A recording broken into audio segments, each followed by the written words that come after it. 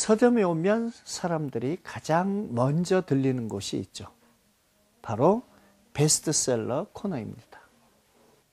베스트셀러를 보면 그 시대의 사유상과 당대 사람들의 욕망을 읽을 수 있는데요. 그렇다면 과연 조선시대 사람들은 어땠을까요? 조선시대 베스트셀러를 찾아서 저와 함께 220년 전으로 떠나보시죠.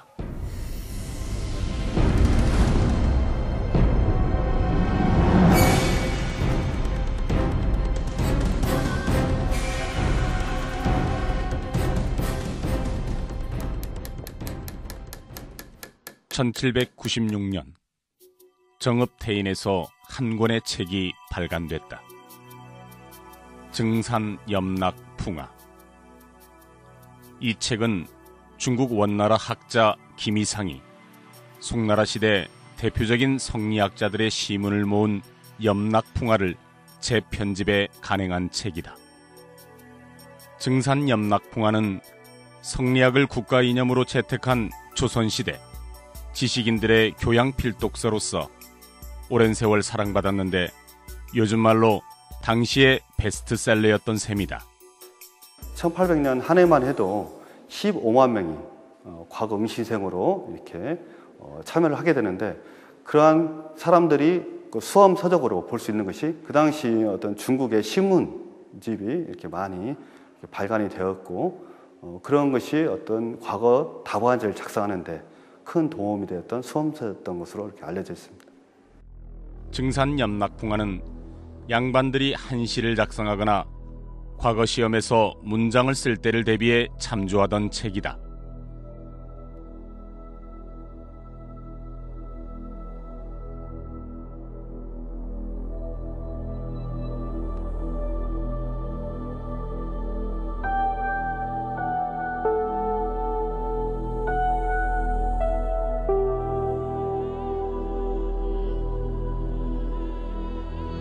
과거라는 시 외에도 송나라 시대 다양한 형태의 시들이 수록되어 있는데, 흥미로운 사실은 책의 마지막 쪽에 누군가의 이름이 등장한다는 점이다.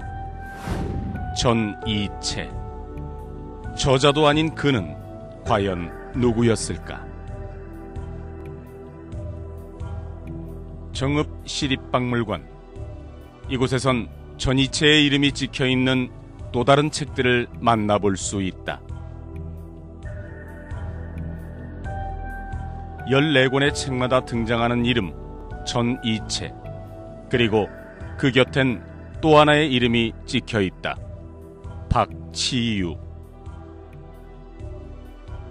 14권의 책은 모두 저자가 따로 있는 책들. 그렇다면 과연 이 두 사람은 왜 책 속에 등장한 것일까? 전이채, 박치유 두 분이, 전이채는 출판업자고 박치유는 인쇄를 담당한 사람으로 저희들이 추정을 하고 있는데요. 이게 지역의 선비들이 모여서 이분들이 요청에 의해서, 그 다음 전이채, 박치유라고 하는 출판업자와 인쇄업자가 의기투합해가지고 책을 찍어내게 되거든요. 그래서 그 당시 비교적 유가서라든가 또 지역 사람들한테, 일반인들한테 필요한 농서, 어린이 학습서, 이런 책들을 아울러서 찍어내서. 아전 출신인 전이채와 박치유가 정읍태인을 중심으로 출판한 14권의 책들을 태인 방각본이라 부른다. 방각본은 판매를 목적으로 민간업자가 만든 책을 말하는데, 방각본이라는 그 한자는, 방자는 저자방, 시장이라는 뜻도 되고요, 저작거리라는 뜻도 되고, 그리고 각은 이제 판각한다고 하는 그 각을 말하고, 책을 보는 책이니까 판매용 책을 줄여서 한자로 방각본이라는 용어를 오래전부터 써왔습니다. 정읍태인에서 판매를 목적으로 만든 책이란 뜻의 태인 방각본. 태인 방각본이 출판되는 시기를 전후로 전국적으로 방각본의 발간이 두드러지기 시작한다. 방각본은 태인에서뿐만 아니라 전국적으로 서울, 안성, 대구, 전주, 나주 6곳에서만 발간이 되었습니다. 특히 태인 방각본은 다른 지역의 방각본에 비해서 시대가 조금 빠르고 방각본을 만드는 여러 양식에서 다른 지역과 상당한 차이점을 보이고 있는데요. 그 중에서도 출판에 관한 여러 가지 정보를 나타내는 간기라는 게 있는데 그 간기에서 다른 지역과 확연한 차이를 보이고 있습니다. 지금까지 알려진 최초의 방각본은 1576년에 나온 고사촬요다. 고사촬요를 최초의 방각본으로 보는 이유는 이 책의 마지막 장에 적힌 한 문장 때문이다. 만력 4년 7월 수표교 아래 북변 이재리 수문 입구에 사는 하한수의 집에서 각판하였으니 살 사람은 찾아오라. 반드시 옛날 고서를 보면 뒤에 간행 기록, 간기라는 게 있습니다. 판매를 하겠다는 의도가 있는 걸로 봐서는 틀림없이 이건 판매한 것으로 볼 수 있다고 보는 거죠. 태인 방각본에도 고사촬요처럼 간기가 나와 있는데 다른 지역의 방각본과 달리 간기로서의 완벽한 형식을 갖추고 있다. 더욱이 출판업자가 분명하게 명기된 것은 매우 드문 일이었다. 방각본의 경우에 우리 전주 것은 사람이 나오는 것은 매우 드물고요. 또 서울에서 나온 방각본은 그냥 동네 이름 정도 하고 그 언제 동네 이름 정도 나오는데 태인은 간기가 완벽하게 돼 있는 특징을 보입니다. 그래서 숭정, 기원 후 몇 년 이렇게 출발하는 책들이 많은데요. 그래서 거기에 정확한 연대가 기록돼 있고 그 다음에 이것을 봄에 찍었냐 뭐 여름에 찍었냐 하는 게 또 기록이 돼 있고 그런데 태인본의 특징은 특이하게 출판한 지역 태인 혹은 무성이 찍혀 있고 그 다음에 전이체 박치우라고 하는 출판업자와 인쇄업자가 꼭 찍혀 있어요. 그런 걸로 보면 이분들이 아주 드러내놓고 그 영업을 하신 그런 증거가 이제 나오게 되고요. 태인 방각본의 간기에서 또 하나 주목할 부분은 지명이다. 대부분의 책들에서 태인이라는 지명을 확인할 수 있는데 농가집성과 신간 구왕 차료에선 태인이란 지명 대신 무성이란 글자가 보인다. 또한 당시의 방각본은 아니지만 태인의 옛 이름인 태산군의 연역과 풍속 등을 기록한 삼강록에서도 무성서원이라는 표기를 확인할 수 있는데 이는 태인 방각본이 만들어진 배경을 짐작해야 한다. 그 무성이라고 하는 글자 속에서 이게 단순한 어떤 무성리가 아니고 무성서원과 관련돼서 이 책이 출판된 것을 알 수 있습니다. 근본적인 것은 태인이라는 도시의 특성이죠. 태인은 학계에 잘 알려진 것처럼 고은 최치원 선생님이 통일신라 때 현감으로 오셔가지고부터 그 도시에 많은 선비들이 계속 몰려들었어요. 고은 최치원 선생을 배양하는 무성서원을 중심으로 활동을 하게 돼요. 그래서 통일신라 때부터 조선 말까지 그런 선비들의 활동이 다른 지역에 비해서 훨씬 두드러진 곳이 태인입니다. 통일신라 인물이었던 최치원을 모신 무성서원. 우리나라 최초의 가사문학인 상충곡의 저자 정극인을 비롯한 태인 지역의 수많은 선비들이 이곳 무성서원을 중심으로 성리학을 공부했다. 태인 지방은 최치원 선생이 오셔서 살던 곳, 이 유학자들은 그런 이미지를 가지고 있어요. 그래서 이쪽에 와서 살면서 제자를 양성하고 싶은 대학자들이 그런 꿈을 항상 가지고 있었다고 봅니다. 대표적인 예로 송연손, 송세림 선생님의 아버지 부친인 송연손 선생하고 송세림 선생님은 중종 왕의 사부였습니다. 선생님, 가르치는 스승, 그런 정도니까 우리나라의 최고의 실력자라고 보면 되죠. 그분들이 되게 최고 실력자 반열에 있는 사람들이라고 할 수 있습니다. 정읍에 있는 유구산이라고 하는 분도 문종 사부였습니다. 그러니까 왕을 가르칠 정도 실력이니까 대단한 실력들을 가지고 있었던 분이죠.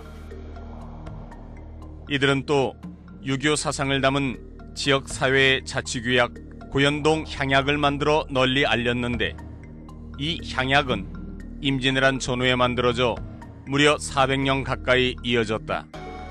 태인 방각고는 이런 선비 문화를 토대로 만들어진 것이다.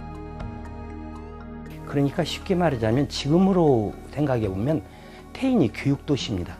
상당히 놀라울 일이죠. 지역에서 이렇게 교육열이 높고 또 거기에 따라서 책을 많이 인쇄해내고 또 선비들이 사가고 그걸 가지고 또 공부하고 한 전통이 오랫동안 이어져 왔다고 봅니다. 선비들의 그 일 중에 하나가 자기 수양도 있지만은 그 지역민과 더불어서 가는 거, 그런 차원에서 책이 나오게 되는 거죠. 책이 있어야 대량으로 공부를 시키고 같이 뜻을 할 수 있으니까, 그 이념을 실현할 수 있으니까. 태인 방각고는 판매를 목적으로 간행된 책이지만 선비들이 향약을 실현하기 위해 필요한 책과 지역민을 위한 책을 출판업자의 요구에 간행된 점에서 다른 방각공과 매우 다르다. 간행된 책들도 소설이 아닌 당시 문인사회에 인기 있었던 유교 서적과 실용적인 책들이 대부분이었는데, 공자의 생애와 업적을 기린 공자가어, 공자통기, 그리고 신간 소왕사기 같은 책들이 바로 대표적인 태인 방각본이었습니다. 그리고 유교적 교양과 교화를 시키고자 하는 효경대의, 동자습, 그리고 명심보감초 같은 책들은 아주 인기 있는 태인 방각본이었습니다. 중국 역사책인 사요취선, 농사기술을 알리기 위해 만든 농가집성과 굶주림을 구제하기 위해 만든 신간구왕차료, 당시 백과사전인 사문유취, 문장백과사전인 고문진도대전 등도 발간됐다. 이 중 농가집성과 신간구왕차료는 한글로 표기되어 있는 것으로 보아 일반 시민들을 위해 만든 책이라는 것을 알 수 있다. 한글로 되어 있습니다. 번역을 해놨죠. 한글을 썼다고 하는 것은 일반 서민을 위한 책이죠. 이것을 농민이 봤다 이런 차원이 아니라 한문을 잘 모르는 사람도 이 책을 참고할 수 있도록 그렇게 배려를 한 것이죠. 그래야 선비들이 지도할 때도 편하고 또 이게 판매처도 늘어나고 하기 때문에 그게 그 한문을 모르는 사람을 위한 배려거든요. 세종 10년, 진주에 김어라는 자가 아버지를 살해했다. 유교사회를 지향하는 조선으로서는 매우 중대한 사건이었다. 특히 세종이 받은 충격은 매우 컸다. 폐륜을 저지른 죄로 엄벌하자는 주장이 일었지만 세종은 엄벌보다는 효를 강조하는 서적을 만들어 백성들에게 읽게 했다. 이렇게 나온 것이 바로 조선시대 가장 많이 출간된 윤리도덕서 삼강행실도다. 조선시대 왕권 정치하에서는 왕의 통치 이념이라고 하는 것은 책을 통해서 신하들한테 이렇게 전합니다. 예를 들면 주자의 말씀을 당신이 통치 이념으로 삼고 싶으면 주자대전, 주서백선 이런 책을 내려보내서 신하들한테 빨리 찍어서 나눠줘라 하면 전라 감행에서 그 서울에서 온 책을 받아가지고 즉시 이걸 그 복각을 합니다. 똑같이. 그럼 우리 감행에서 이제 책판을 만들어가지고 해서 몇 달 안에 싹 나눠줘요. 선비들이 한 200명 그 관리들이 되면 관리들한테 그 책을 다 보게 하는 거죠. 그러면 읽어보면 임금의 그 뜻을 알 수 있는 것이거든요. 조선의 책은 주로 교서관이라는 관청에서 간행됐다. 어떤 책을 얼마나 만들지는 모두 임금의 재가를 받아 결정됐다. 이곳에선 대부분 충, 효, 예를 강조한 유교 사상이 담긴 책을 출간했는데 사회를 통합하고 백성들을 교화시키기 위해서였다. 국가가 독점적으로 만든 책은 결국 왕조 유지를 위한 수단이었던 셈이다. 만약에 이런 시대에 어디서 숨어서 국가의 허락이 없이, 나라의 허락이 없이 책을 찍으면 이것은 감옥에 가는 일이죠. 서점을 구체적으로 이렇게 허용하지 않았으니까. 그러면 1590년대 어떻게 고사차류 같은 게 나왔느냐. 상당히 높은 선비들이 요구를 하니까 국가에서 그냥 묵인해 주는 것입니다. 아, 찍어서 봐라. 그 책이 나쁜 책이 아니다 하고 이렇게 묵인해 주는 정도지, 그게 무슨 뭐 서점이 발달해서 했던 것은 아닙니다. 민간에서 돈을 받고 서적을 판매하는 상인들이 생겨난 건 임진왜란 이후인 17세기 경부터였다. 방각고는 서울 지역에서 가장 활발하게 간행됐는데 지방에서는 정읍 태인이 판매용 책을 가장 많이 찍어냈다. 이런 사실은 당시 태인이 다른 지역에 비해 매우 발전했음을 말해주는 것이다. 대개 이제 책을 출판하는 곳은 상업화된 도시입니다. 자본이 있고 그 교통이 좋고 시장이 발달된 곳이 책을 찍어내야만이 이 유통이 되니까, 그래서 이익이 남으니까. 그러나 무엇보다도 중요한 건 그 지역에 책을 요구하는 사람들이 있다고 하는 거죠. 비교적 잘 발달된 작은 상업도시였어요. 그러니까 거기서 선비들이 이제 기거하고 그런 책들이 나오게 되는데, 책을 만드는 데 가장 중요한 것은 경제력이었다. 제작 비용과 시간이 많이 들기 때문인데 태인 방각본에 쓰이는 목판돈 1면을 제작하는 데만 무려 한 달이 걸렸다. 태인 방각본은 15종 30여 책이 발간됐기 때문에 이에 따른 시간과 비용은 엄청났을 것으로 추정된다. 책 한 권을 발간하기 위해서는 한 200여 페이지가 보통 한 책으로서 이렇게 묶여집니다. 그 200여 페이지 중에서 한 면을 이렇게 제작하는 데에는 목판본 한 면이 소요되지 않습니까? 그 한 면을 제작하는 데 한 사람이 한 달 정도가 걸리거든요. 그러한 개월수로 따졌을 때 여러 사람이 집중적으로 이렇게 투입을 하고 또 비용을 소요되어야 책 한 권을 발간할 수 있다고 이렇게 생각합니다.